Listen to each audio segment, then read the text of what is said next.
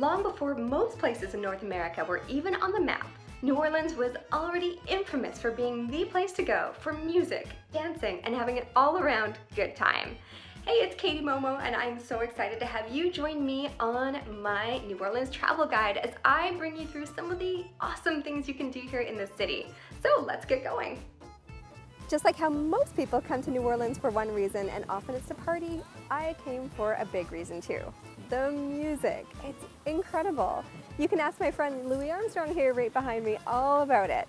I'm in the park right now, which is dedicated to him, and it's amazing because there's even a square where there's live music playing right now. I was just there dancing. In every bar, in every pub, you just hear the most phenomenal music, which is not surprising since this is the birthplace of jazz.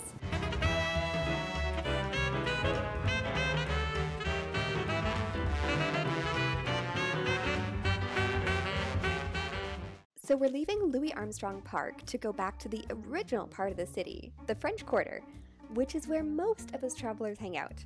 With all the food, fun, and amazing music, it's easy to see why. The reality is that New Orleans is a hard partying city, and that is why a lot of people come here. For me, not so much, not really my style.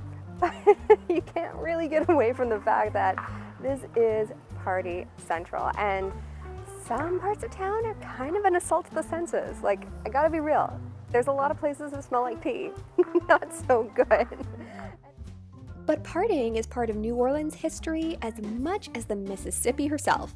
The first Mardi Gras was celebrated back in 1699. And just to give you an idea of how good times this place is, in the late 19th century, Boston had one tavern keeper for every 694 residents. Philadelphia had one for every 429, and New Orleans had one for every 71 residents. Let the good times roll. If you're looking for a place to party any night of the week, Bourbon Street is where it's at. It's kind of classic to see, so even if you're not going to go in any of the bars, just walk down the street and catch a glimpse of the wild night. And if you want to leave the party-hardy crowd behind and you just want to hear some incredible music, head on over to Frenchman Street. Now, it's technically outside of the French Quarter, but it gets an honorable mention because it's just so close. You can just walk right there from the French Quarter, and it is a must for music. You'll find jazz of all kinds playing every night. And while you're there, check out the Frenchman Art Market for some super cool handcrafted art and accessories.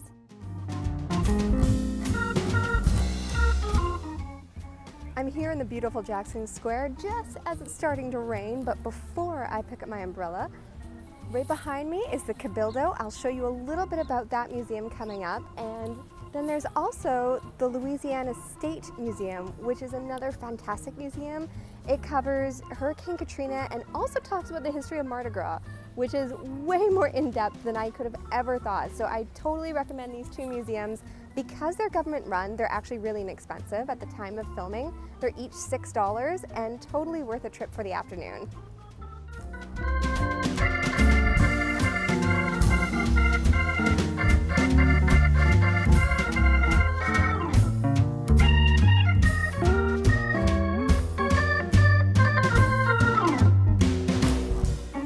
On the weekend, we also ran into a pretty cool art market surrounding Jackson Square.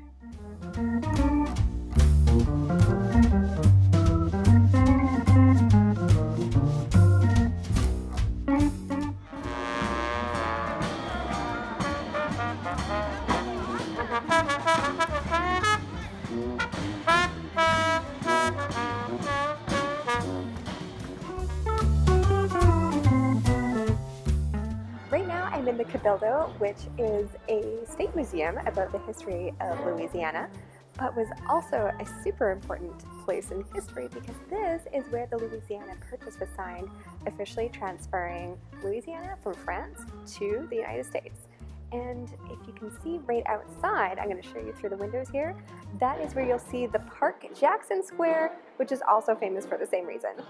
The other part of the museum, which also faces Jackson Square, is separated into two sections, although it's a really small museum. One is Hurricane Katrina and the other is Mardi Gras. I definitely recommend going here. Getting a glimpse inside the city, which was brought to its knees, and the story of the people who never gave up on it, even when much of the country did, is absolutely incredible. The spirit of this city, which throws a party like Mardi Gras, is clearly not one to be messed with. I'm on a roll with museums right now, so I'm just going to talk about this, even though it's not in the quarter. The National World War II Museum is one of the best museums I've ever been to, and it's easy to see why it's the #1 attraction in the city. This is a really honest look at the war, and I think it's important for everybody to see.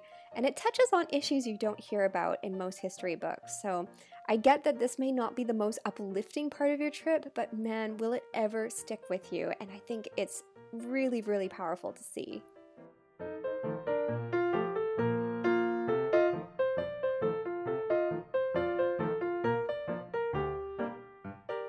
New Orleans is a big foodie town, and not just for Cajun food. Pretty much anything you want, you're gonna find it here, and it's gonna be incredible. I am no foodie, so I don't think I can speak with authority on this, and there's lots of really amazing foodie blogs dedicated just to New Orleans, so you'll find a lot there if you're looking for it. But the one place I feel like I gotta say you must visit is Café du Monde for beignets. These square French donuts are so amazing, and there's often a really long line to prove it. But since this place is open 24 hours, if the line is unbearable, just try again another time. Though a word to a wise, these dangerously delicious little pastries are covered with powdered sugar. And not just a little bit, like a dumping, not a dusting. So wear light colored clothing to camouflage that incriminating evidence. Oh, and also, it's cash only, so make sure you've got enough on hand to pay for your donuts and your coffee.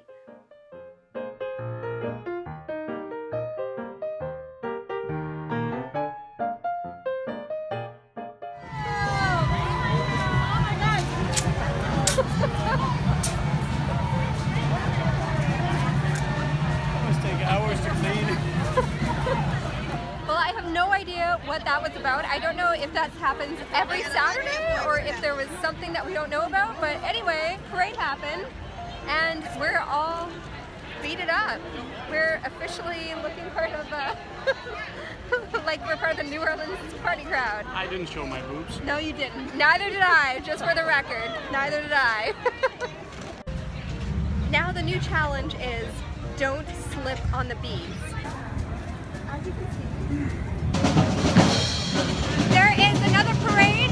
It's a Caribbean, Latin something, and they're giving away some serious booty. We scored some serious loot from the parades. Total tally included scads of beads, a cup, a water bottle, a cloth bag, and a kazoo shaped like a cigar. You know, obvious life necessities. Parade throws began in 1871, and this tradition's continued ever since. All this? All from just a random Saturday night in New Orleans with 2 parades. In the end, I never found out what that first parade was all about on Saturday night. But talking to a local, she said that they have a parade here for just about everything, including death. So chances are, if you're here on a weekend, you're gonna run into parade too. So watch out for those flying beads.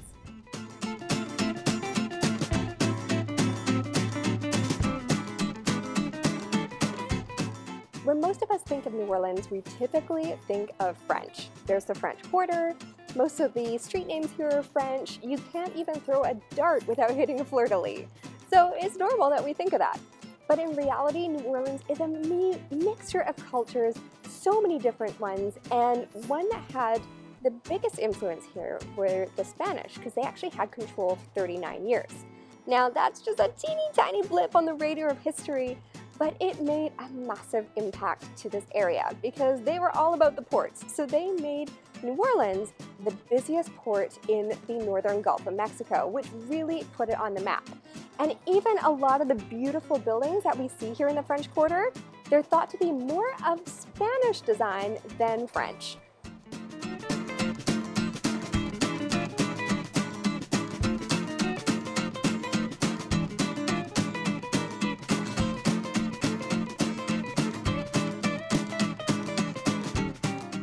I usually wouldn't consider a cemetery tour high on my to-do list, but in New Orleans, different story.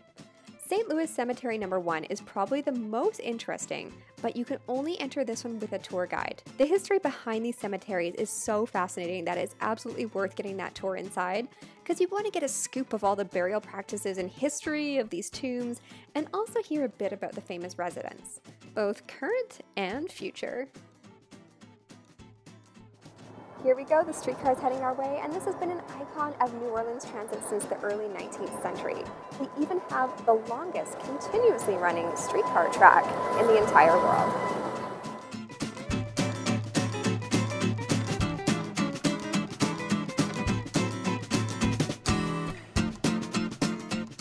Right here in the Garden District is where you'll find some of the best examples of gorgeous Southern architecture. They're also really well preserved, so you'll often find them in movies as well. You can take a walking tour of the area or just wander around like we did and soak up the sights.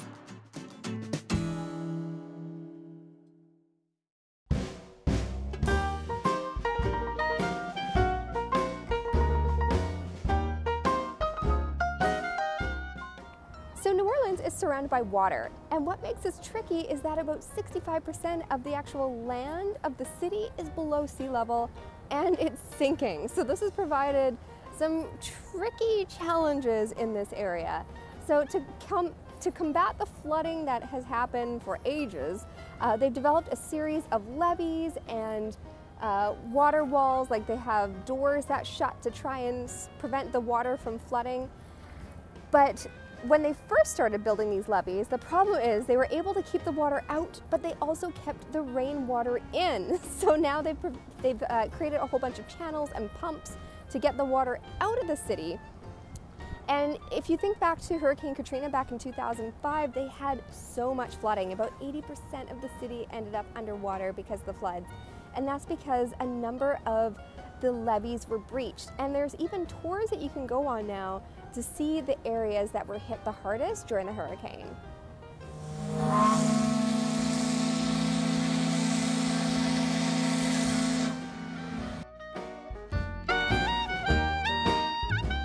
So one of the first things is where to stay in town.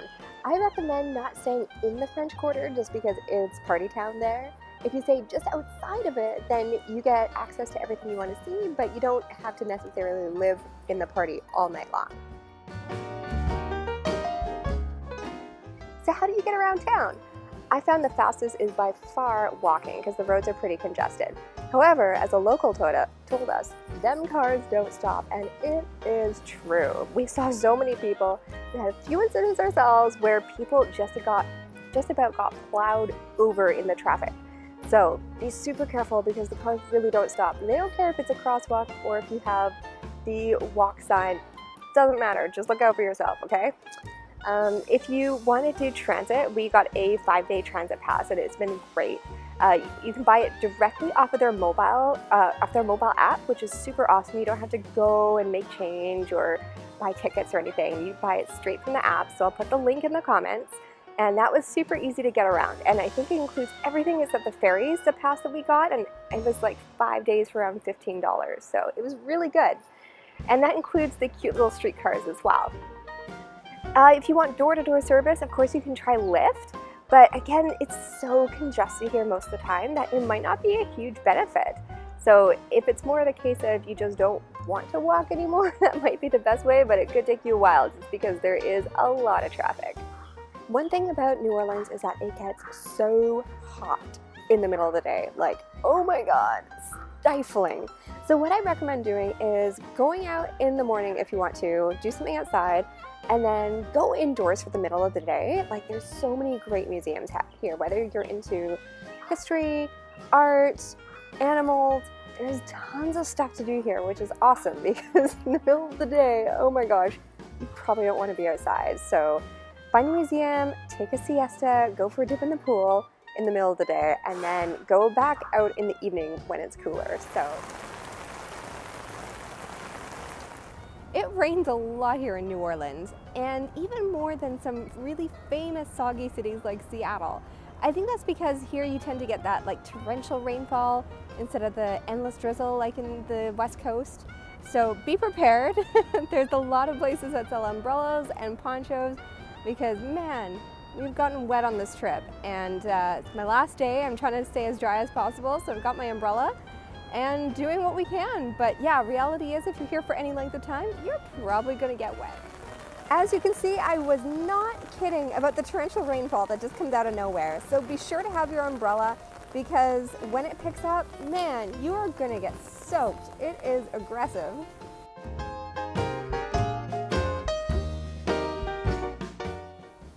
There's something special about this town, and I can't quite put my finger on it, whether it has something to do with the voodoo, or the water of the Mississippi River, or just the music itself. There is something about this place that just makes it so incredible to visit. You've just got to come and experience it, because it's really hard to put into words and even capture on film for you, but I did my best. So let me know what you are looking forward to most about coming here. I will read every comment. I just love hearing from you guys, so I would love to hear what your trip is shaping up to look like. And thank you for joining me, Katie Momo, at Go With Momo, and letting me help you plan your trip. Have a great one.